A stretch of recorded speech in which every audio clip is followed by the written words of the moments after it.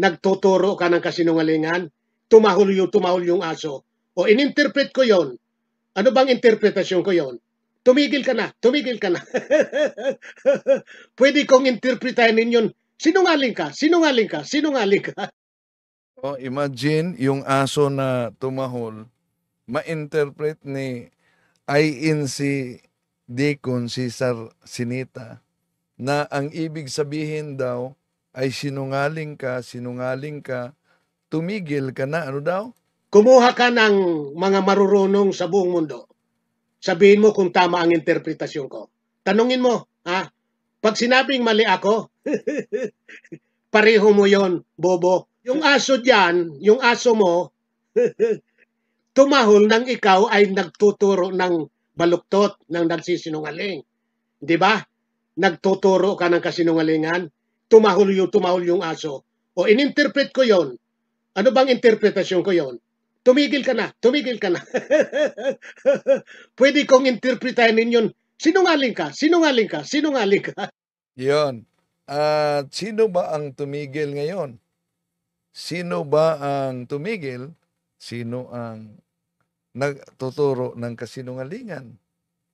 At maliban dyan, mga kapatid, wala na talaga si Cesar Sineta. No? Dahil ba sa tahol ng aso na sinabi niyang sinungaling, tumigil ka na? Yun ba ang dahilan kung bakit biglang nawala na parang bula? Pero si Cesar Dizon ng Seventh-day Adventist patuloy pang nag tuturo ng mga kamalian sa social media. Yung urong-sulong na turo. Bakit? Ito itatalakayin natin. Samahan ninyo ako. Purihin ang Diyos. Kumusta? Ito ang iyong lingkod, Brad Wendell Talibong, makasama ninyo sa pagkakataong ito. At kung bago lang kayo sa ating channel, inaniyahan natin na huwag kalimutan na pindutin ang like sa ating live. At huwag din kalimutan kung bago ka lang pindutin ang subscribe at ang bell button para updated kayo sa ating talakayan. Mag-comment at i-share ninyo. Welcome sa lahat, lalo na sa mga pumasok ngayon sa ating live streaming. Mababasahin natin yan mamaya. No? At biglang nawala talaga si Cesar Sineta. Di ba? Grabe ang kung magbanat ito si Cesar Sineta. Grabe. Grabe talaga. Sabi niya, Kumuha ka ng mga marurunong sa buong mundo. Sabihin mo kung tama ang interpretasyon ko. Tanungin mo, ha? Pag sinabing mali ako, pareho mo yon, bobo. Yung aso dyan, yung aso mo, tumahol nang ikaw ay nagtuturo ng baluktot, ng nagsisinungaling. Di ba? Nagtuturo ka ng kasinungalingan, tumahol yung aso. O ininterpret ko yon. Ano bang interpretasyon ko yon? Tumigil ka na, tumigil ka na. Pwede kong interpretahin ninyon, sinungaling ka, sinungaling ka, sinungaling ka. So, yun ba ang dahilan kung bakit biglang nawala siya? Dahil tumigil na? Dahil sa pagkakalat ng maling aral sa Iglesia ni Manalo. Pero, iba si Pastor Dizon ng Seventh-day Adventist dahil may mga katanungan siya na matagal na umano, mga kapatid. Itong katanungan niya. At sasagutin natin ngayon, punto por punto. Ipagpatuloy pa natin mamaya. Pero acknowledge muna natin itong mga pumasok ngayon sa ating live streaming. Hello, welcome. Sila si Roland Bantugon. Magandang hapon, Brad Wendell, watching from San Francisco, California. Si Emma Marino, mayong hapon, Brother Wendell. Si Helda Bazar, good afternoon, Bro Wendell, at sa mga taga-subaybay. si Annalisa Oso, good afternoon, at sa lahat nating mga kapatid na sumusubaybay ngayon. So, isa sa kanila, mga kapatid, wala na. No? So, na-miss natin tong, ito pa, may pumasok. No? Si Arki Forca, watching from Rome. Hello, kumusta? Si Yubi Yubi, watching from UK. Si Gis Junior, good PM Bro Windel. Hello. Si Elisio Pilapel, Bro Windel, shout out po from Aurora Province. Si Reid Aspin, maayong hapon Bro Windel. Hello, kumusta mga kapatid? Welcome sa ating live streaming. Sa lahat nating mga kapatid na sumusubaybay ngayon, so di na natin patatagalin pa. Sasagutin natin ngayon si Pastor Dison kaugnay sa, sabi niya pa ulit-ulit na lang umano, kung matino umanong pagpangaral.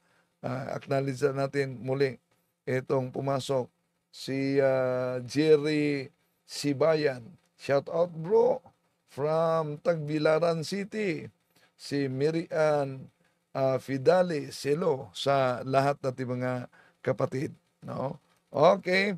So, ito ang bahagi ni Cesar Dison kaugnay sa Ten Commandments, mga kapatid. No? Sino pa? Rodrigo Duterte, Bro Windel. Good luck sa upcoming debate. Darwin, Darwin po from Cebu. Si Berna Ibersabal, magandang hapon, Bro Windel, watching from Las Piñas, Manila. Okay. So, sa lahat natin mga kapatid na sumusubaybay. Okay. So, ito ang katanungan sa kaniyang channel, mga kapatid, ni Cesar Dison, na isang pastor, na tandaan nyo, yung pastor na namimiki ng obispo, okay, na nabuking. Kaya nga, para ipalitaw na nagtampered ako, kahit yung mga aklat nila na binasa ko, puro na lang tampered. Natawa talaga ako. Eto, pakinggan muna natin siya. Mr. Talibong, nilagay ko talaga mukha mo dito. Sa inyong simbahan at maraming simbahan may... So, apektado talaga siya sa paglabas yung obispo na pinakilala niya na Pike, no? Hello kapatid na Erlinda Lapay, watching from Masbate. Okay. Apektado dito ang pastor ng Seventh-day Adventist. Nilagay talaga niya umano ang mukha ko.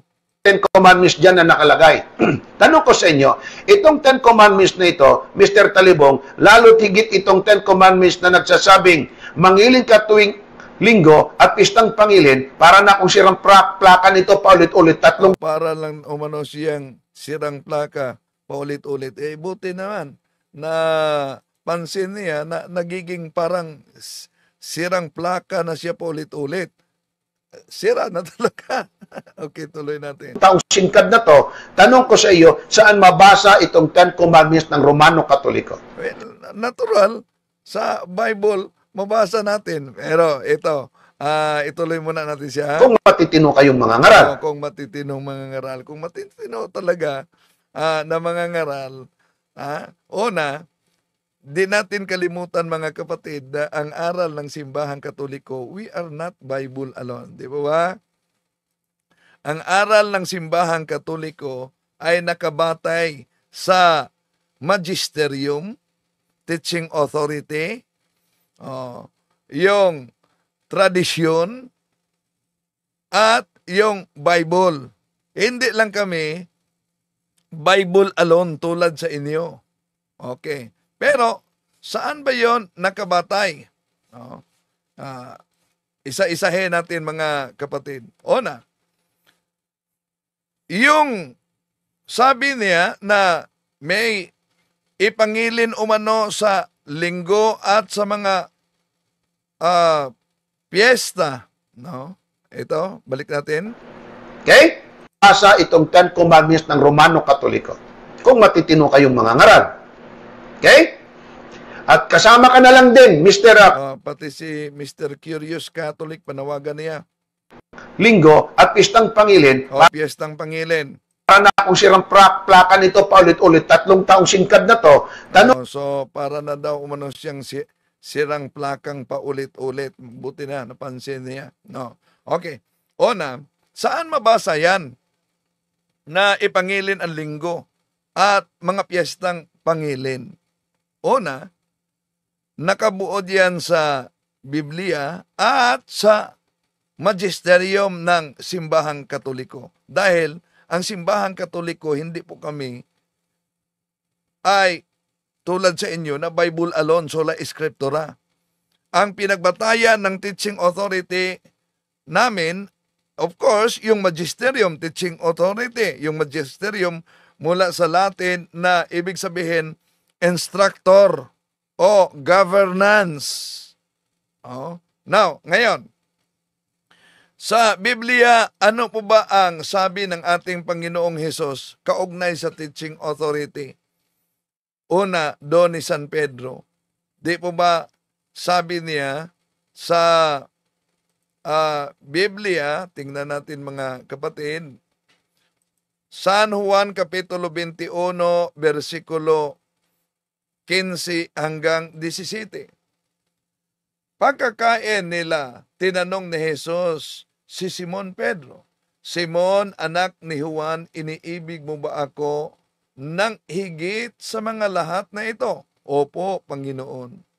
Alam ninyong mahal ko kayo, tugon niya. Sinabi sa kanya ni Jesus, kung ganon, pakainin mo ang aking mga tupa. Muli siyang tinanong ni Jesus, Simon, anak ni Juan, iniibig mo ba ako? Sumagot si Pedro, opo, Panginoon. Alam ninyong mahal ko kayo. Sinabi ni Jesus, alagaan mo ang aking mga tupa. Pangatlong ulit, na tinanong siya ni Jesus, Simon, anak ni Juan, mahal mo ba ako? Nalungkot si Pedro sapagkat 3 bisis siyang tinanong ng mahal mo ba ako? Sumagot siya, Panginoon, alam po ninyo ang lahat. At sabi ng ating Panginoong Hesus, pakainin mo ang aking tupa. Ito ang teaching authority. Feed my sheep. Ay ano pang ibig sabihin ng feed my sheep? Ang feed my sheep, sa Jeremiah chapter 3 verse 15, and I will give you a pastors according to my own heart, and they will feed you with knowledge and doctrine. Kaya yung katanungan niya, saan yan mabasa sa Biblia na yung 3 utos ng Diyos sa Simbahang Katoliko, remember to keep the Lord's Day, ipangilin yung linggo at yung piyestang pangilin, nakabuod yan sa Biblia at sa magisterium ng simbahan. Bakit? Una, sa Deuteronomio Kapitulo 5, versikulo 12 hanggang 15, ito mabasa natin. Observe the Sabbath day and keep it holy, as the Lord your God commanded you. The 6 days you shall labor and do all your work, but the 7th day is the Sabbath to the Lord your God. You shall not do any work, you or your son or your daughter, or your male or female slave, or your ox, or your donkey, or any of your livestock, or the resident alien in your towns, so that your male and female slave may rest, as well as remember that you were a slave in the land of Egypt, and the Lord your God brought you out from there with a mighty hand and an outstretched arm. Therefore, the Lord your God commanded to keep the Sabbath day. Yan. Ay, baka pakpakan dito si Dison. Sabbath. Ang tanong, yun bang araw na pahinga sa New Testament na tinatawag sa Cebuano ni Ellen Goldwhite na adlong igpapahulay, banal na araw? Ano yan? Sa inyong aklat, Cebuano. Cebuano, The Acts of the Apostles by Ellen G. White, page 493. Ang adlaw nga igpapahulay gibalaan pagbantay ni Juan pinadayag 1:10. So pinadayag 1:10, yun ang Sabbath na sinabi ni Ellen Goldwhite. Tanong, sabi niya, bakit linggo? Kung puntahan natin sa Lydiard Translation Bible at even sa The New Life Testament, mga kapatid, ito mabasa natin. I was worshiping on the day of rest when I heard voice behind me like the loud sound of a horn. So, ang sinabi diyan, I was worshiping on the day of rest. So, tanong, bakit linggo? Ito ang mabasa natin sa Pahayag Kapitulo 1, versikulo 10. Isang araw ng linggo, suma sa Diyos ang aking diwa. At narinig ko sa likuran ang isang malakas na tinig na waring isang pakakak. So, nasa Biblia na. No? Na yung linggo ang ipangilin. Yun ang mabasa natin sa New Testament na kahit si Ellen Goldwhite. Ang patunay, mga kapatid, na ang Revelation chapter 1 verse 10 ay linggo, Sunday, Karyake Hemera. So ngayon, dahil sabi niya paulit-ulit na lang umano, di po ba may paulit-ulit din tayong sinabi sa mga Sabadista? Kung yung Karyake Hemera sa Revelation chapter 1 verse 10 sa original Greek, tinatawag na linggo na nakita ninyo. Anong version ng Biblia na ang Revelation chapter 1 verse 10 ay sinabing Saturdayan? Wala. Wala kayong mabasa diyan. Wala kayong makita, mga kapatid. Mga ngamuti talaga sila. Baka sabihin nila, bakit? May nakalagay na piyestang pangelen, mga piyestang pangelen. Dahil hindi kami Bible alone, ito'y nakabatay din sa utos ng otoridad ng Simbahang Katoliko Magisterium. Bakit? Una, tandaan natin ang sinabi ng ating Panginoong Hesus, San Mateo Kapitulo 18, versikulo 18. Tandaan ninyo, anumang ipinagbabawal ninyo dito sa lupa ay ipinagbabawal sa langit. At ang ipahintulot ninyo dito sa lupa ay ipahintulot sa langit. Ngayon, tanong, bakit may mga piyestang pangilin? Una, dahil yung piyestang pangilin, tandaan natin, yung piyestang pangilin, yun ay ipinagdiwang tuwing araw ng linggo. Kaya, nagiging buod sa naturang commandment. Ano ba yung piyestang pangilin, mga kapatid? Sa Simbahang Katoliko, obligado tayong dumalo sa mga banal na miyesa tuwing linggo. Magsimba tayo sa mga araw ng piyestang pangilin natin at yun ay nakabuod sa 10 utos. Dahil linggo yun. No? Malinaw naman ang mabasa natin sa Biblia. Revelation chapter 1, I was worshiping on the day of rest when I heard voice behind me.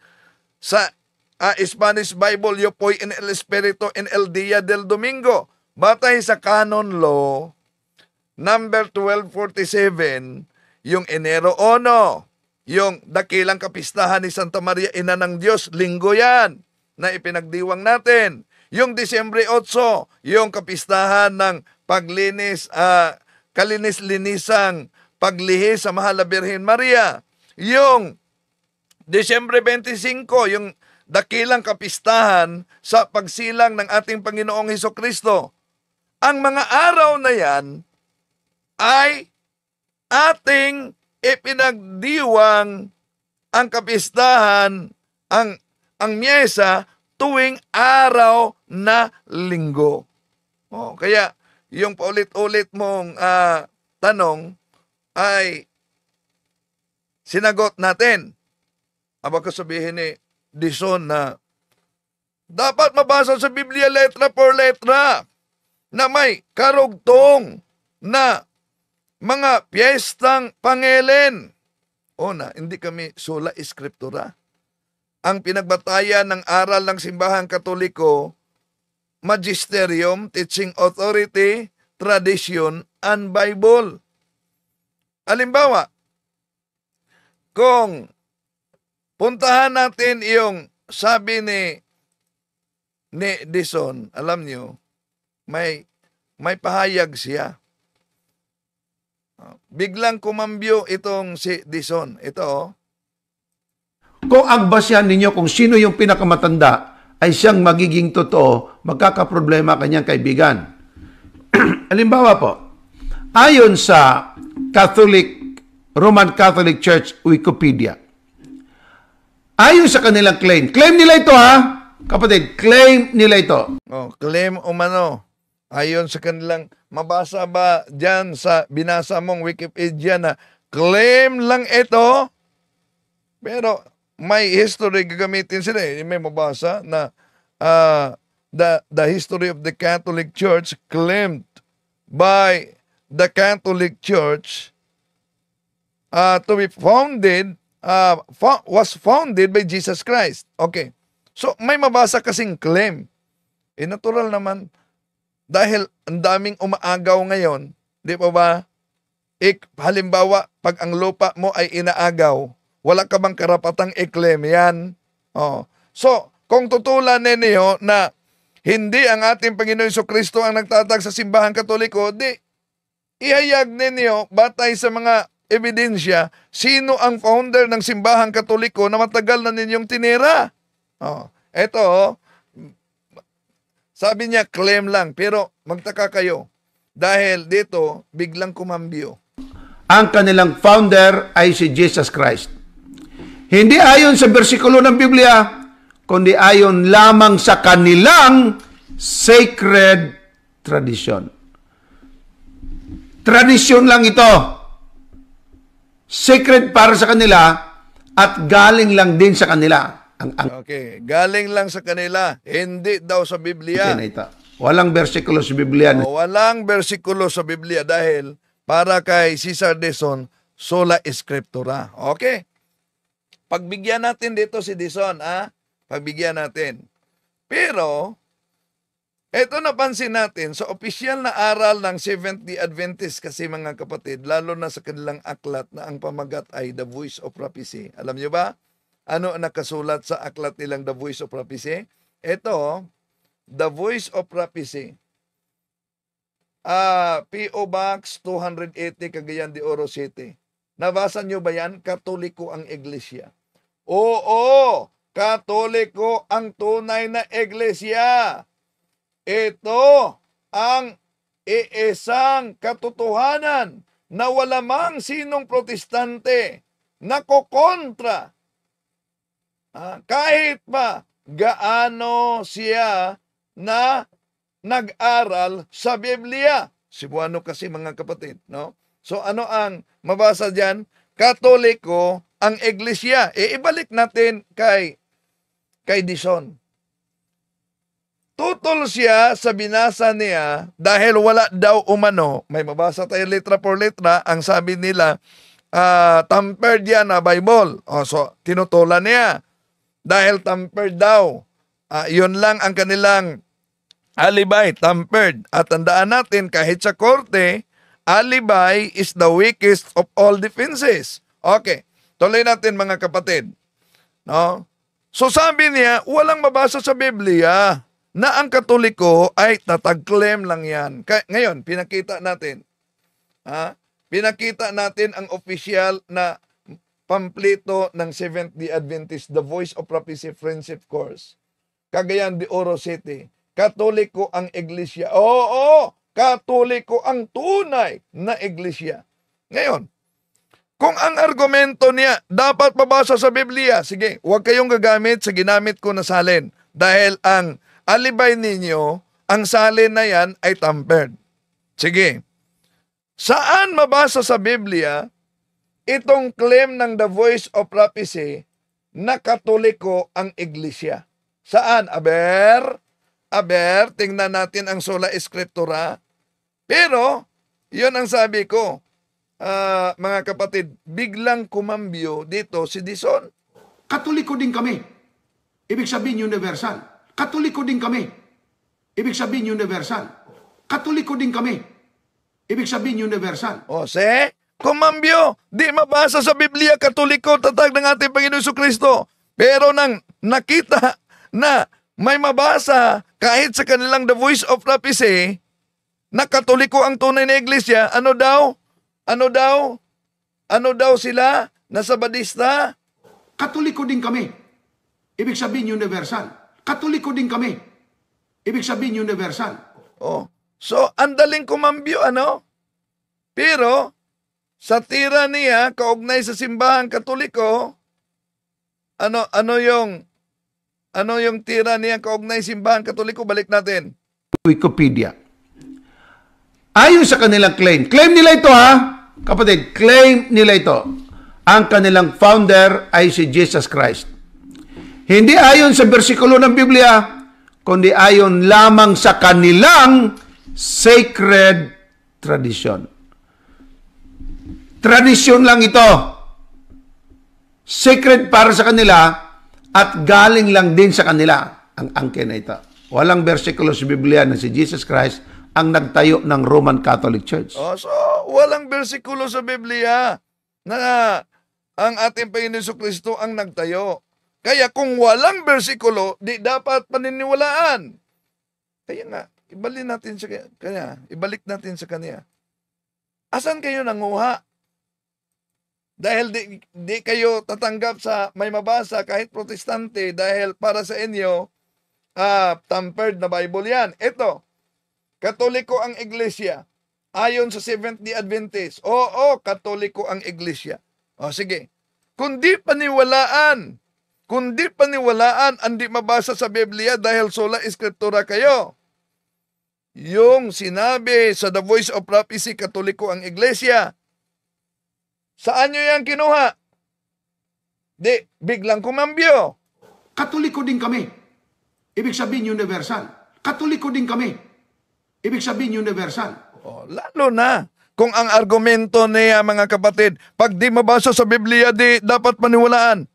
Saan mabasa sa Biblia? Seventh-day Adventist Catholic Church. Isip-isip naman pag may time.